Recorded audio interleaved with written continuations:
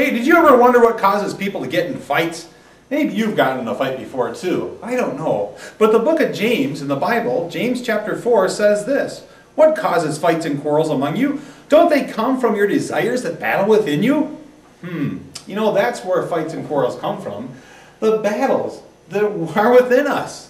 You know, I have a story I want to tell you about two boys that kind of had a fight and a quarrel one day, and they learned a valuable lesson from it. And maybe you'll learn something too. You see, these two boys, they loved to jump rope. Oh, they absolutely loved it. They both had their own jump ropes. They were incredible at jumping rope. In fact, every day after school, they'd get their jump rope out, and they'd start to go to it. Jump, jump, jump. Oh, they had so much fun. It was the most incredible thing to these two boys. Well, one day something happened. They got off the school bus, they ran over to the toy box where they kept their jump ropes, and they reached down in and there was only one jump rope. Oh no, only one jump rope? That can't be. Well, the other boy, he looked around, he couldn't find his, but the other boy found the one.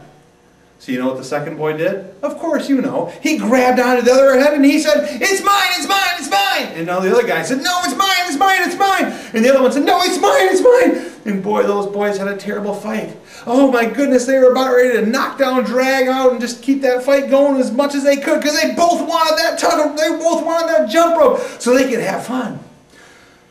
Well, they came up with an idea. The one boy said, "I know what we'll do. We'll cut it in half. Then we'll both have our own jump ropes. Let's do it." So they took the jump rope, folded it in half. There we go. That's pretty good. And they took the other part of the jump rope, folded that in half right up there so they could find the middle of the jump rope. And they took it and they cut the jump ropes right smack dab in the middle. There we go. That should fix it. Now the jump rope is in two pieces. Now there's no fighting, no quarreling. You got two separate pieces of jump rope. There we go. Perfect. So the boys grabbed their jump rope, held on tight, and here we go. They went like this. Put it behind their back. The one boy put his behind, the other boy put his behind, and oh no. Oh no, that's no good. They tried to jump the jump rope and it was too short. It wouldn't go reach down. Oh, it was awful. They ruined their jump ropes. Oh, the two boys are so incredibly sad about this. They couldn't believe it. They ruined their jump ropes by cutting it in half. Well, they had another idea. They said this, let's see, since we cut it in half and it's ruined, it's way too short, let's do this, let's tie it back together. So the boys took their jump rope and they did just that. They took a piece, they tied it like this. They tied their jump rope back together in the middle, and that should work. There we go. They tied it back together so that their jump rope would work for them. Well, they took the jump rope, one boy said, "You try it first." So he took it and whack! Oh, the big old heavy knot hit the ground, bounced back up and hit him in the foot. Oh, that didn't work either. Oh, the two boys are so sad. They couldn't believe this.